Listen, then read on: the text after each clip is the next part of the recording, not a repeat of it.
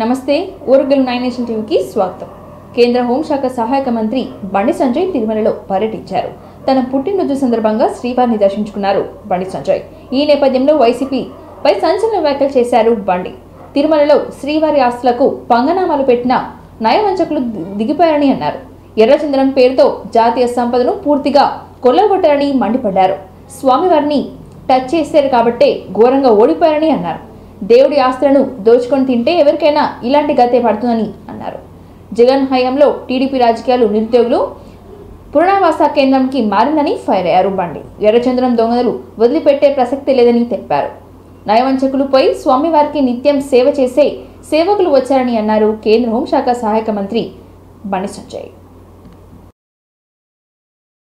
ఎర్రచందనం వీళ్ళంతా వీరప్పన్ వారసులు అంతా కూడా. వీరప్పన్ గత పాలకులు గత కమిటీ నిర్వాహకులు చేసినటువంటి నిర్వాహకం గురించి చెప్తా ఉన్నారు. వాళ్ళ స్వామివారి ఆస్తిని జాతీయ సంపదను కొల్లగొట్టే ప్రయత్నం చేశారు. వాళ్ళ ఎర్రచందనం వీళ్ళంతా వీరప్పన్ వారసులు అంతా కూడా. వీరప్పన్ వారసుల చేతిలో మొన్నటి వరకు కూడా టీటీడీ ఉండే. స్వామివారి పవర్ ఎందుకు తెలుసు, స్వామివారి శక్తి ఎందుకు తెలుసు. సరే సంవత్సరాలు వాళ్ళు ఆడింది ఆట పాడిందే పాట కావచ్చు. ఇవాళ ఏమైంది పరిస్థితి, స్వామివారి జోలు పోతే ఏమైంది పరిస్థితి. బట్ ఎర్రచందనం పేరుతోని దొంగదందా చేస్తూ వేల కోట్ల రూపాయల స్వామివారి ఆస్తిని జాతీయ సంపదను దోచుకుంటూ వాళ్ళే ఇవాళ రాజకీయాలను శాసించే స్థాయికి వచ్చారు. రాజకీయ నాయకులను వాళ్ళ గుప్పిట్లో పెట్టుకుని ఎన్నికల్లో గెలవాలన్నా, ఎన్నికల్లో ఖర్చు పెట్టాలన్నా, పార్టీలు నడవాలన్నా, చివరకు ప్రభుత్వాన్ని కూడా అప్పులు ఇచ్చే స్థాయికి వచ్చినంటే ఇంతకన్నా దుర్మార్గం, ఇంత కూడా సిగ్గుచేటి కూడా కాదన్న విషయాన్ని మనం గుర్తుంచుకోవాలి. తప్పకుండా దీన్ని వదిలిపెట్టే ప్రసక్తి లేదు. గతంలో విషయంలో చంద్రబాబు నాయుడు గారు మాట్లాడారు, పవన్ కళ్యాణ్ గారు మాట్లాడారు, మా భానుప్రకాష్ గారు వీళ్ళందరూ కూడా ఈ విషయంలో చాలా సందర్భాల్లో ఫైట్ చేశారు. కానీ వాళ్ళ ఆలోచన ఏంది కాబట్టి దాన్ని వదిలిపెట్టే ప్రసక్తి లేదు. పూర్తిగా ఈ విషయాన్ని మా కేంద్ర హోంశాఖ మంత్రులు అమిత్ షా గారు తీసుకొస్తాం. తప్పకుండా దీన్ని నివేదికలు తెప్పించుకుంటాం. ఎర్రచందనం స్మగ్లింగ్ పేరుతోని స్వామివారి సంపదను జాతీయ సంపదను ఎవరైతే దోచుకున్నారో, అక్రమ దందా చేశారో ఆ మూర్ఖులను వదిలిపెట్టే ప్రసక్తి లేదు. మా మీద ఏ రాజకీయ ఒత్తిడి ఉండదు. రాజకీయ ఒత్తిడికి భయపడేటువంటి వ్యక్తులం కాదు. మేము ప్రజా సంపదను, శ్రీవారి సంపదను, జాతీయ సంపదను కాపాడే వ్యక్తులం. ఈ రోజులు మీరు ఆడింది ఆటపాడు. ఇక్కడి నుంచి జరిగే ప్రసక్తి లేదు, వాళ్ళని వదిలిపెట్టే ప్రసక్తి లేదు. ప్రతిపక్షాల ఉచ్చులో పడవద్దని రవాణా శాఖ మంత్రి పొన్నం ప్రభాకర్ నిరుద్యోగులకు సూచించారు. యువతకు జాబ్స్ రాకుండా చేయాలని కేటీఆర్, హరీష్ రావులు కుట్ర చేస్తున్నారని మండిపడ్డారు. గురువారం ఆయన గాంధీ భవన్లో ప్రెస్ మీట్ లో మాట్లాడుతూ విద్యార్థులు చదువుకోవాల్సిన సమయాన్ని వృధా చేసుకోవద్దని కోరారు. జాబ్ క్యాలెండర్ గురించి మేధావుల అభిప్రాయం తీసుకుని త్వరలో విడుదల చేస్తామని ఆయన స్పష్టం చేశారు. కాంగ్రెస్ ప్రభుత్వం నిరుద్యోగుల పక్షాన ఉంటుందని ఆయన తెలిపారు. కిషన్ రెడ్డి హైదరాబాద్ ఇమేజ్ ని చెడగొడుతున్నారని, చేస్తే ఊడుకోమని మంత్రి పొన్నం ప్రభాకర్ అన్నారు. జీఎస్ఎంసీ ఎన్నికల్లో రాజకీయం ఆట కోసం కాంగ్రెస్ ప్రభుత్వాన్ని, హైదరాబాద్ ని మంత్రి కిషన్ రెడ్డి విమర్శిస్తున్నాడని ఆరోపించారు. కేంద్ర మంత్రిగా ఉండి ఆయన 5 ఏళ్లలో హైదరాబాద్ కు చేసింది ఏమీ లేదని, ఏం చేశారో, ఎన్ని నిధులు తెచ్చాడో కిషన్ రెడ్డి చెప్పాలని ప్రశ్నించారు. బీఆర్ఎస్, బీజేపీల మిత్రపక్షం ఉండి హైదరాబాద్ ను ఆగం చేసిందని వాస్తవం కాదా అని ఆయన ప్రశ్నించారు. కిషన్ రెడ్డి గారి మాటలు చూస్తే ఆశ్చర్యం అనిపించింది. హైదరాబాద్ నగరం అనేటువంటిది ఒక హెరిటేజ్ అడ్డా. హైదరాబాద్ నగరం అనేటువంటిది ఒక చారిత్రాత్మకమైనటువంటి నగరం. అటువంటి ఈ హైదరాబాద్ నగరానికి సంబంధించి పార్లమెంటు సభ్యుడిగా కేంద్ర 5 సంవత్సరాల హైదరాబాద్ నగరానికి ఏం నిధులు తీసుకొచ్చినామో అని అడుగుతా ఉన్నాం. ముందుగా జీఎంసీ అభివృద్ధికి భారతీయ జనతా పార్టీ చేసింది ఏమైనా ఉందా కిషన్ రెడ్డి గారు ముందు చెప్పండి అని అడుగుతా ఉన్నా. స్థానిక సంస్థల అధికారం చేసినాం.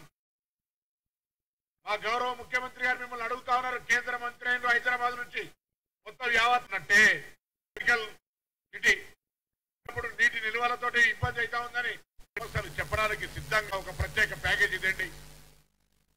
హైదరాబాద్ ఆహ్లాదకరంగా ఉండాలి. పార్కుల అభివృద్ధికి సంబంధించి, ఎంటర్టైన్మెంట్ కి సంబంధించి రండి, ఒక ప్రత్యేక ప్యాకేజీలు తీసుకురండి. హైదరాబాద్ ఐటీ రంగంలో అభివృద్ధి చెందుతామని చెప్పండి. కాంగ్రెస్ పార్టీ ప్రశ్నిస్తా ఉంది కిషన్ రెడ్డి గారిని. హైదరాబాద్ అభివృద్ధికి స్థానిక పార్లమెంట్ సభ్యుడిగా, మంత్రిగా ప్రాజెక్టు వైజ్ లాభం చేసేది లేదు. హైదరాబాద్ ప్రజలకు చేతనైతే కేంద్ర ప్రభుత్వం సహకారం అక్రమ కట్టడాలు కావచ్చు మాట పేరు మీద బస్తీ తిరిగే బస్తీ భాషలు చెప్పే ప్రయత్నం చెప్పుకుంటాం. క్రియ ప్రకారంగా క్యాలెండర్ ఎట్లా చేస్తే బాగుంటుందో కూడా కంటిన్యూ పరీక్షలు పెడితేనే కూర్చొని పడి మీరు చదువుకునేవారు. ముందు దానికి సంజాయిషి చెప్పిన తర్వాత మాట్లాడమని చెప్తున్నారు కిషన్ రెడ్డి గారిని బీజేపీ. అమెరికాలో అతిపెద్ద విమాన ప్రమాదం తప్పింది. పైలట్ అప్రమత్తంగా వివరించడంతో విమానంలోని 176 మంది ప్రయాణికులు సిబ్బంది సురక్షితంగా బయటపడ్డారు. ఈ ఘటన పూర్తి వివరాల్లోకి వెళ్తే ఫ్లోరిడాలోని తుంపా నుండి బయలుదేరిన అమెరికన్ ఎయిర్లైన్స్ ఫ్లైట్ 590 టేకాఫ్ సమయంలో టైర్లు ఊడిపోయాయి. విమానం టేకాఫ్ అవ్వడానికి కొద్ది క్షణాల ముందే వేగం పుంజుకోగానే ఈ ప్రమాదం చోటు చేసుకుంది. టైర్లు ఊడిపోవటాన్ని గమనించిన పైలట్ అప్రమత్తమయ్యాడు. విమానం రన్వే చివరి బ్యారెల్తో దూసుకెళ్లడంతో పైలట్ బ్రేకులు వేశారు. పైలట్ అప్రమత్తం వివరించడంతో ఎటువంటి ప్రమాదం సంభవించలేదు. దీంతో అంతా ఊపిరి పీల్చుకున్నారు.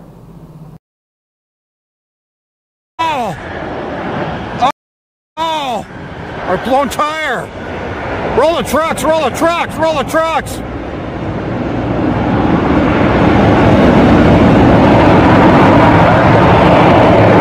Emergency! Emergency! Emergency!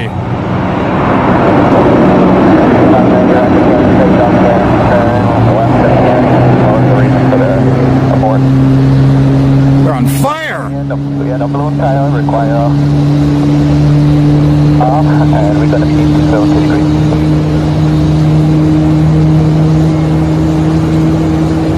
There's 590. Oh my gosh.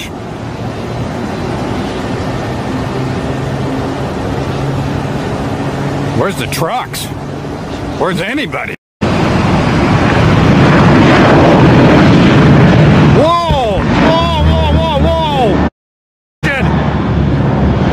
వన మహోత్సవంలో అందరి భాగస్వామ్యంతో మొక్కలు నాటి జిల్లాలను అగ్రగామిగా నిలబెడదామని మంత్రి కొండ సురేఖ పిలుపునిచ్చారు.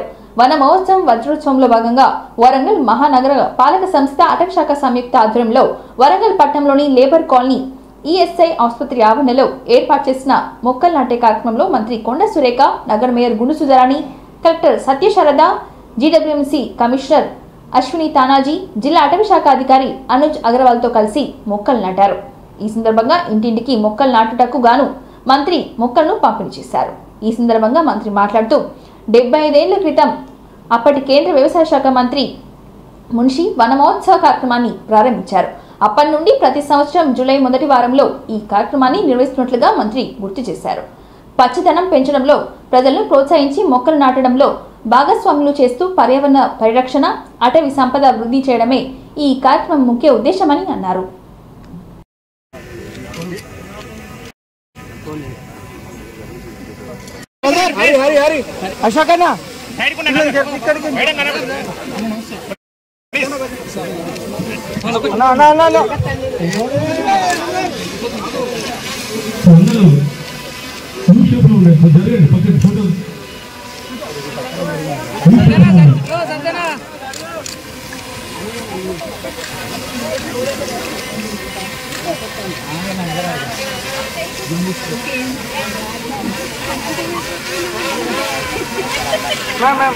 మేడం ఈఎస్ఐ హాస్పిటల్లో మంచి ఆశిస్తున్నాం. అందరూ కూడా హాస్పిటల్ సిబ్బంది వీటిని సంరక్షించాల్సిన బాధ్యత ఉంది. ఒక్క పెట్టడంతో బాధ్యత రక్షించే సంస్థ నాటికి అశోక్ సార్ని రావాల్సి వచ్చారు. ఇప్పుడు ఈఎస్ఐ హాస్పిటల్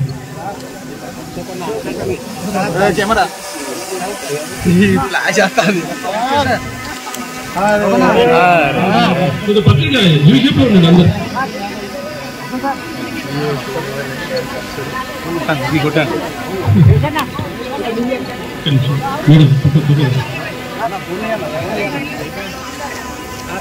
అవన్న కొంచెం వెనక జగ మేడం అనౌన్స్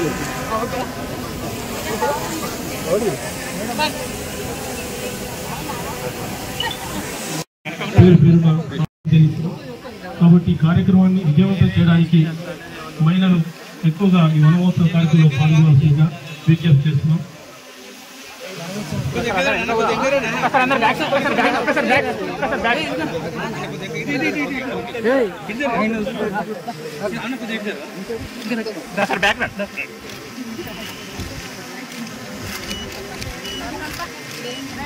కరీంనగర్ జిల్లా కలెక్టర్ పమేల సత్పతి, జిల్లా పాలనాధికారి ప్రఫుల్ దేశాయ్, అదనపు జిల్లా పాలనాధికారి ఆధ్వర్యంలో ఇందిరా మహిళా శక్తి కార్యక్రమంపై సమీక్ష సమావేశం నిర్వహించారు. ఇండస్ట్రీస్ గారికి,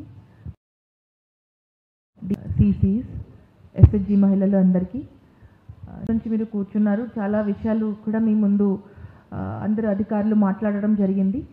మీకు కూడా కొన్ని పాంప్లెట్స్ ఈరోజు మనం ఇస్తున్నాము, బై హ్యాండ్ ఇస్తున్నారా? పిఎం తరఫు నుంచి చూస్తే రూరల్ ఏరియాలో సంఘాల నుంచి 31,000 వరకు యూనిఫామ్ స్టిచ్ చేసుకున్నారు.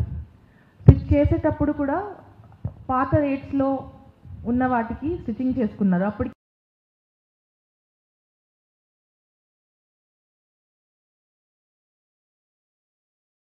జరిగింది.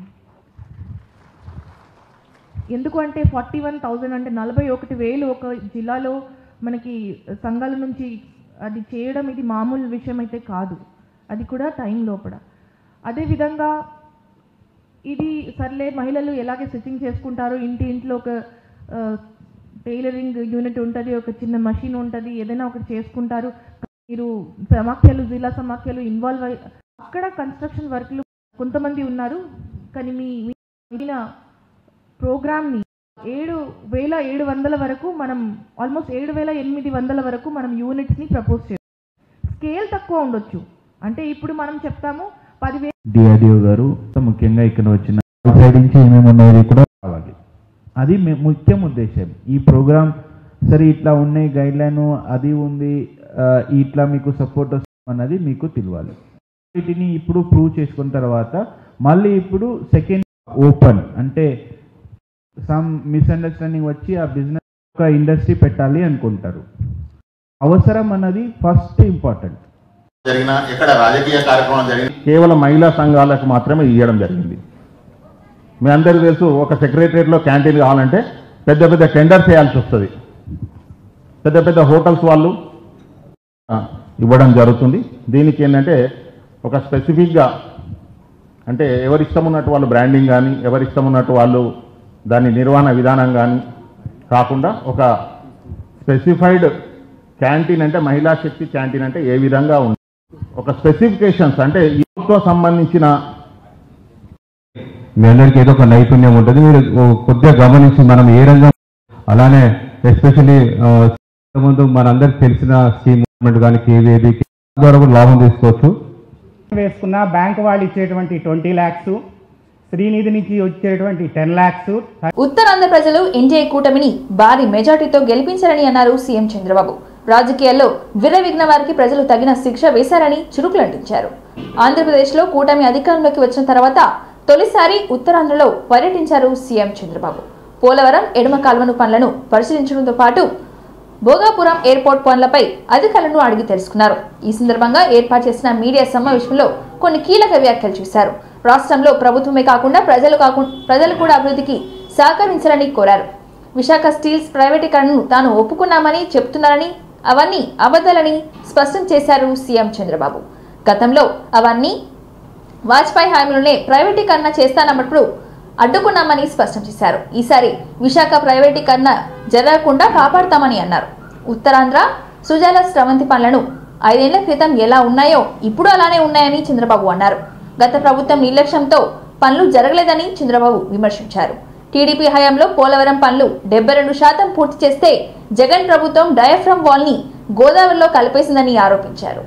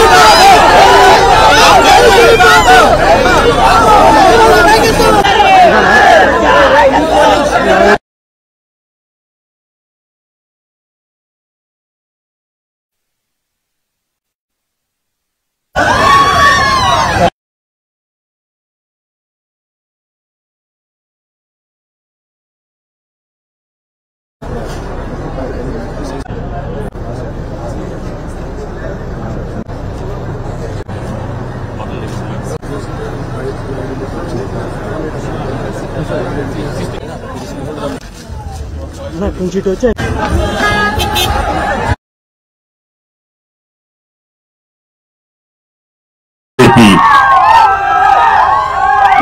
పార్టీలు కూడా కూటమిగా ఏర్పడి ఎన్డీఏలో మనం ముందుకు పోయాం.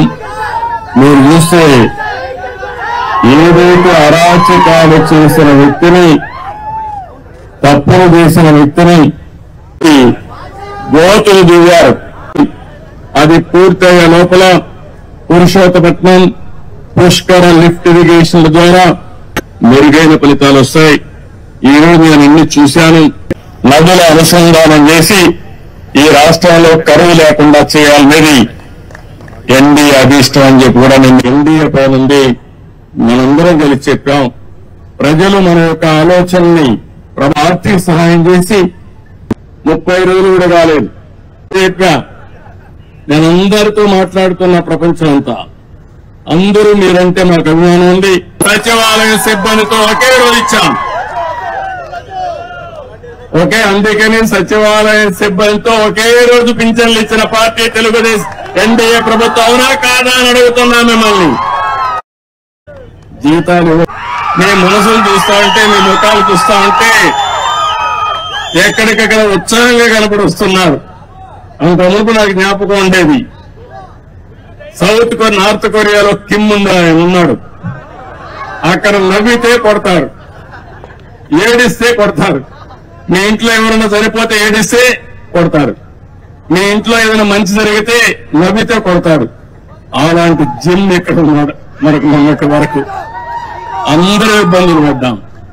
కానీ ఈ రోజు మాత్రం మీకు రియల్ గా చెప్తున్నా, ఫస్ట్ మీరందరూ కూడా వాక్ స్వాతంత్రమే కాకుండా హ్యాపీగా ఉండడం కోసం భగవంతుడు ఎంత శక్తి ఇస్తే అంత శక్తిని ఉపయోగించి మేము మీకు అండగా ఉంటాం, చేస్తామని మరొక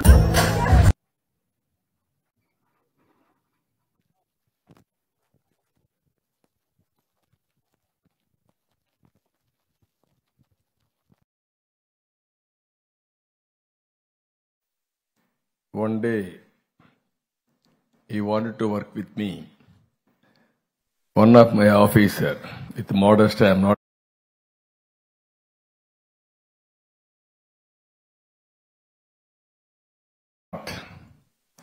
I may not work this place. I had a confidence in him. Times nobody visualized. By COVID time, he has given so many. This medtech job here, and not only one or two things.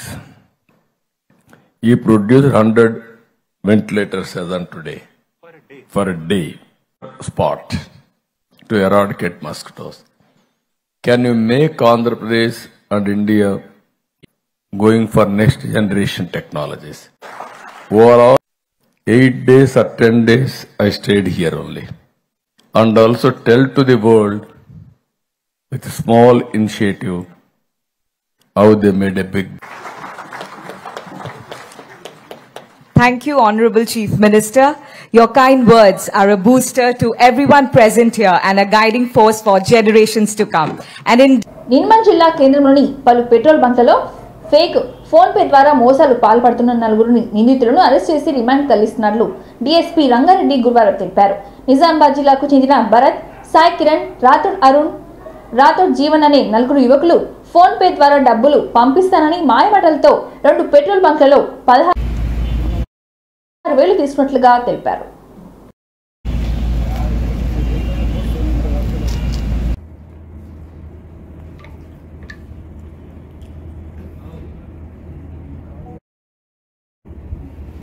Nirmal పట్టణంలో 4 అక్యూజ్లను నేరస్తులను పట్టుకోవడం జరిగింది. ఇలా మోడాస్ ఆపరెండి ఏంటంటే వీళ్ళు ఒక phone software ద్వారా ఒక web link divert చేసి ఒక ఫేక్ ఫోన్పే ను క్రియేట్ చేస్తారు. ఫేక్ ఫోన్పే ఏంటంటే దాని ద్వారా ఫోన్పే కొడితే మెసేజ్ వస్తుంది. ఎవరికైతే ఫోన్పే పేరు అడిగి ఆ నేమ్ కొడితే అతనికి మెసేజ్ వస్తుంది. ఈ అక్యూజ్ మెసేజ్ వేస్తే మెసేజ్ చూపిస్తారు. ఆ యొక్క ఫేక్ సాఫ్ట్వేర్, ఫేక్ ఫోన్పే యాప్తోని వీళ్ళు చాలా నేరస్తులు చేయడం జరిగింది, నేరం జరిగింది. ఫస్ట్ ఈ నిర్మపట్నంలో పెట్రోల్ బంక్లోకి వెళ్తారు వీళ్ళు, 4 ఉన్నారు అక్యూజ్ వీళ్ళు. పెట్రోల్ బంక్లోకి వెళ్తారు. పెట్రోల్ బంక్లో ఫస్ట్ ఒక 200 రూపీస్ది ఫోన్ పెట్రోల్ పోసుకుంటారు. పెట్రోల్ పోసుకొని అప్పుడు కరెక్ట్ ఉంటాడంటే డబ్బులు లేవు, లిక్విడ్ క్యాష్ చేస్తే ఓకే అని చెప్తే వీళ్ళు ఫేక్ ఫోన్ కొట్టినప్పుడు మెసేజ్ వస్తుంది, ఇది నీకు ఫోన్ పే పెట్టినాను, ఏమో అయిందా పెట్రోల్ బంక్.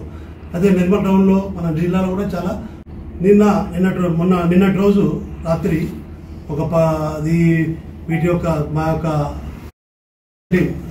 సిఐ గోపీనాథ్ చూడడం జరిగింది. వాళ్ళు ఆ నేరంని ఒప్పుకోవడం జరిగింది.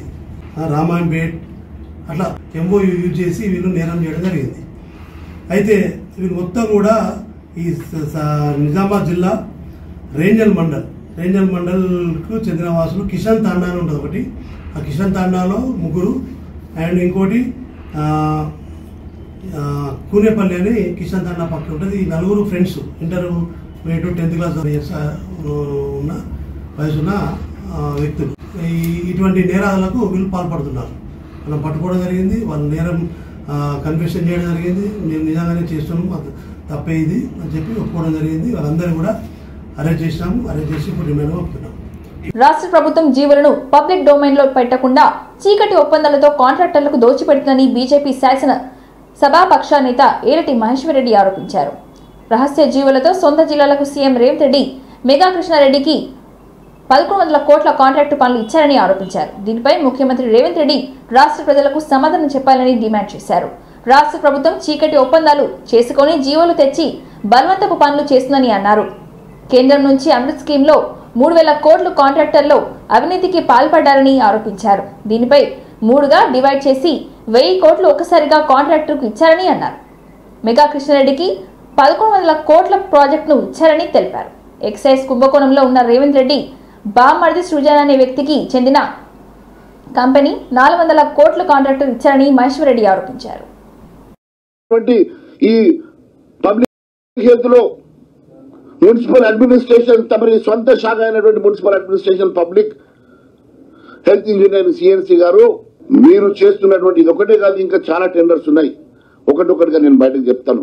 ఇది అమృత్ కేంద్ర ప్రభుత్వం నిధులు కాబట్టి నేను ముందుగా దీన్ని టేకప్ చేశాను. ఇంకా పబ్లిక్ హెల్త్ లో ఉన్నటువంటి మున్సిపల్ అడ్మినిస్ట్రేషన్ ఉన్నటువంటి చాలా అంశాలు నేను మళ్ళీ మాట్లాడతాను. కానీ ఈరోజు ఈ 3000 కోట్ల రూపాయల అంశంలో ఇంత పెద్ద ఎత్తున కేఎన్ఆర్ దాంట్లో మళ్ళీ మీ తమ్ముడు ముఖ్యమంత్రి గారు ఈ రాష్ట్రాన్ని నడిపిస్తున్నారని చెప్పారు కదా. మరి ఈరోజు ముఖ్యమంత్రి గారి తమ్ముడు, ముఖ్యమంత్రి గారి బామ్మరిది, నేను ఇంకా కుటుంబ ఈ టెండర్లు దారాదత్తం చేశారు, కృష్ణారెడ్డి అవినీతి సొమ్మును కక్కిస్తానని చెప్పినటువంటి ముఖ్యమంత్రి గారు మరి మెగా కృష్ణారెడ్డి మీద ఇప్పటి వరకు ఒక సిబిఐ ఎంక్వైరీ కానీ ఈడీ ఎంక్వైరీ కానీ ఆలోచన కృష్ణారెడ్డికి ఏ రకంగా ఈ రోజు ఎస్కలేట్ చేసినటువంటి దొంగచాటుగా చీకటి ఒప్పందంతో ఇచ్చినటువంటి కాంట్రాక్టు, దీనికి మీరు ఏం సమాధానం చెప్తారు మెగా కృష్ణారెడ్డి గారికి ఇచ్చిన కాంట్రాక్ట్ మీద అని చెప్పి అడుగుతున్నా. అదే మాదిరిగా ఏఎంఆర్ కూడా తెలంగాణ వాడు కాదు కదా. గతంలో మీరు తెలంగాణలో కాంట్రాక్టర్ లేరు అని చెప్పినటువంటి మీరు, సమర్థులే లేరు అని చెప్పినటువంటి మీరు, ఈ రోజు మరి మీరు కూడా అదే బాటలో నడుస్తున్నమాట వాస్తవం కాదని అడుగుతున్నా. అంతేకాదు గతంలో ఎప్పుడు చీకటి టెండర్ల విషయం, చీకటి జీవోల విషయం, చీకటి ఒప్పందాల విషయం పదే చెప్పినటువంటి మీరు మరి 7 నెలల్లో జరిగినటువంటి మీరు ఇష్యూ చేసినటువంటి జీవోల విషయంలో, ఈ 7 నెలల్లో మీరు ఇష్యూ చేసినటువంటి టెండర్ల అంశంలో మీరు 2800 కోట్ల రూపాయల ఎస్టిమేషన్స్ ని 4000 రూపాయలకు మీరు పెంచి ఆ టెండర్లను కూడా మెగా కృష్ణారెడ్డికి ఇవ్వడానికి మీరు సిద్ధపడలేదని అడుగుతున్నా. ఎస్, రేపు రాబోయేటువంటి కొడంగల్ కాంట్రాక్ట్ కూడా మెగా కృష్ణారెడ్డికి దాంట్లో వాటా ఉండబోతున్నది, మెగా కృష్ణారెడ్డికి ఇవ్వబోతున్నారు అని చెప్పి తెలియజేస్తున్నా. అంతేకాదు దాంట్లో కేఎన్ఆర్ అడుగుతున్నా, పొంగురెడ్డి శ్రీనివాసరెడ్డి కంపెనీ రాఘవ అడుగుతున్నా, మెగా కృష్ణారెడ్డికి మీరు పెద్దపీట వేయబోతున్నారు. మెగా కృష్ణారెడ్డి ఈ ఎస్టిమేట్స్ అన్ని కూడా ప్రైవేట్ ఇంజనీర్లతో తయారు, ఏ కాంట్రాక్టర్ల మీద ఏ మనుషుల మీద మీరు ఎంక్వైరీ చేసి అవినీతి సొమ్ము కక్కిస్తా అని చెప్పారు, వారి మీద ఎంక్వైరీ చేస్తా అని చెప్పారు, వాళ్ళే ఈ రోజు మీ చుట్టూ ఉన్నారు, వాళ్ళే ఈ రోజు మిమ్మల్ని ఫండింగ్ చేస్తా ఉన్నారు. రేపు మహారాష్ట్రకు మీరు పంపబోయేటువంటి ఎన్నికల నిధులు కూడా ఈ కాంట్రాక్టర్ ద్వారానే మీరు సమకూరుస్తున్నమాట వాస్తవం కాదని అడుగుతున్నా. ఈ రోజు పూర్తిగా చీకటి కోణంలో చీకటి పాలన నడుస్తున్నమాట వాస్తవం కాదా ముఖ్యమంత్రి గారు? మీ పాలన ఒక చీకటి పాలన, మీ కోణం ఒక చీకటి కోణం, మీ ఆలోచన మొత్తం చీకటి మయమైపోయిందని చెప్పి తెలియజేస్తా ఉన్నాను. మీరు ఇంతటి ఈయన దోపిడీ ఇంకోటి ఉంటుంది. డిఎస్సి వాయిదా కోసం నిరుద్యోగులు ఆందోళన సందర్భంగా జీ న్యూస్ రిపోర్టర్ చరణ్ గారిపై పోలీసులు చేసినటువంటి దాడిని భారతీయ జనతా పార్టీ ఖండిస్తుంది. యావత్ తెలంగాణ సమాజం కూడా దీన్ని ఖండిస్తా ఉన్నది. సీఎం రేవంత్ రెడ్డి గతంలో కూడా చెప్పారు, మొన్న కూడా రిపోర్టర్ మీద కూడా ఆంక్షలు పెట్టడం, అణచివేతకు ఇదంతా కూడా చూస్తా ఉంటే రాచరిక పాలన మళ్లీ వచ్చిందేమో అని భయమైతా ఉన్నది. రేవంత్ రెడ్డి గారు ప్రజాపాలన ఇదేనని చెప్పి మరొకసారి అడుగుతా ఉన్నాం. సికింద్రాబాద్ పరిధిలో శ్రీ ఉజ్జయిని మహంకాళి దేవస్థానం ఆధ్వర్యంలో జరిగే బోనాల మహోత్సవాలకు హాజరు కావాలంటూ మంత్రి కొండ సురేఖకు ఆహ్వానం అందింది. ఈ మేరకు ఆలయ ఈవో మనోహర్ రెడ్డి అర్చకులు గురువారం మంత్రి కొండ సురేఖకు హన్మకొండ రామ్నగర్లోని వారి నివాసంలో కలిసి ఆహ్వాన పత్రిక అందజేశారు. ప్రధాన అర్చకులు ఆహ్వాన పత్రికను చదివి వినిపించారు. అర్చకులు మంత్రికి వేద ఆశీర్వచనలు అందించి అమ్మవారి శేష వస్త్రాలు ప్రదానం చేశారు. ఈ నెల 21, 22 తేదీల్లో మహంకాళి బోనాలు ఉత్సవాలు జరుగుతాయని, ఈ ఉత్సవాలకు హాజరు కావాలని ఈ సందర్భంగా ఆలయ కమిటీ మంత్రికి కోరారు. తెలంగాణ వ్యాప్తంగా అట్టహాసంగా జరిగే బోనాల ఉత్సవాల్లో మహంకాళి అమ్మవారి బోనాలకు ప్రత్యేక గుర్తింపు ఉన్న సంగతి తెలిసిందే.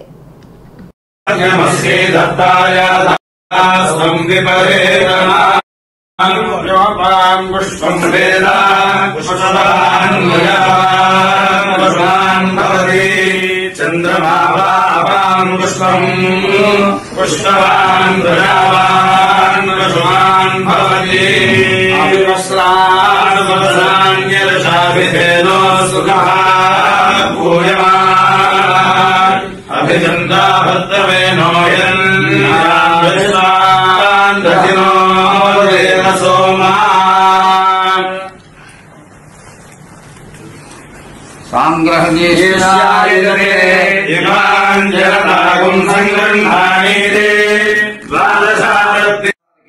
శరణ్యే త్ర్యంబకే దేవి నారాయణీ నమోస్తుతే. తెలంగాణ ప్రభుత్వం గౌరవనీయులు శ్రీమతి కొండా సురేఖ గారికి స్వస్తిశ్రీ చాంద్రమాన క్రోధినామ సంవత్సర ఆషాఢ శుద్ధ పౌర్ణమి ఆదివారం 21/7/2024 గోనాల పండగ మరియు ఆషాఢ బహుళ కార్తెమి సోమవారం 22/7/2024 రంగం కార్యక్రమం జరుగును. కావున విశేషమైన ఈ రోజులలో అత్యంత వైభవముగా నేత్ర కర్వముగా జరిగించు ఈ పండగ మహోత్సవంలో తమరు పాల్గొని అమ్మవారిని దర్శించి ఆశీర్వాదం పొందగలరని మనవి.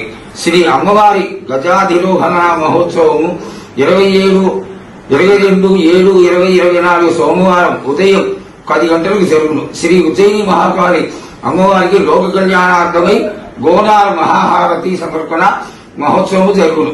ప్రజలు శ్రేయస్సు కోరి ప్రతి ఏటా వైభవముగా జరుగుబడి ఇట్టి గోనాల మహోత్సవంలో తెలంగాణ ప్రభుత్వం ద్వారా మహాకాళి అమ్మవారికి గోనాల మహాహారతి సమర్పించుటకు తమరు సకుటుంబంగా ఇచ్చేసి శ్రీ అమ్మవారి దివ్యానుగ్రహం పాత్రలు కాగలని ఆశిస్తున్నాం.